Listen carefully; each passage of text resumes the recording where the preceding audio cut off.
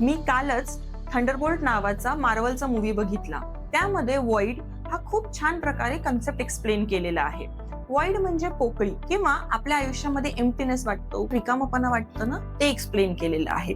आता कधीतरी स्ट्रेसर असला किंवा डिप्रेशन असलं किंवा आयुष्यामध्ये एखादी फेज असते तेव्हा आपल्याला हे वाटू शकतं. म्हणजे काय बरं, की आपल्याला असं वाटतं की सगळं आयुष्य आपलं जे आहे ना एकदम रिकामं झालेलं आहे. We are zero in our life. आपल्या आयुष्यात काहीच उरलेलं नाहीये आणि त्याच बरोबरीला ना आजूबाजूचे लोक काही हॅपी गोष्टी घडत असतात, काही सिच्युएशन्स खूप आपल्याला प्रसन्न असतात, पण तरीही आपल्याला त्या गोष्टीमधनं ना आनंद मिळत नाही. मग अशा वेळेस काय करणं गरजेचं आहे? सगळ्यात इम्पॉर्टंट एक ग्लिमर शोधा. ग्लिमर्स म्हणजे आपल्या आयुष्यामध्ये छोट्या छोट्या गोष्टी असतात ज्या आपल्याला आनंद देतात. एखाद्याच नवीन टॉप असेल, इंद्रधनुष्य दिसला असेल किंवा एखाद्याच मोराचा आवाज ऐकू आला असेल, तुम्हाला गाडी शिकता आली असेल, हे छोटे छोटे ग्लिमर्स आहेत ज्याच्यामध्ये ना आनंद शोधायला पाहिजे.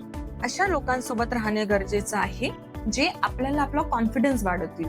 They will make you know your on worth. आपली व्हॅल्यू जी आहे की नाही, साथी तू काहीतरी करू शकते, अशा लोकांसोबत राहणं गरजेचं आहे. मग हे आपले फ्रेंड्स असू शकतात, फॅमिली असू शकतात किंवा लव्ड वन्स असू शकतात. त्यामुळे अशा सिच्युएशन मध्ये आणि त्याचबरोबर अशा लोकांसोबत राहावं जे आपल्याला पॉझिटिव्ह फिलिंग देतात.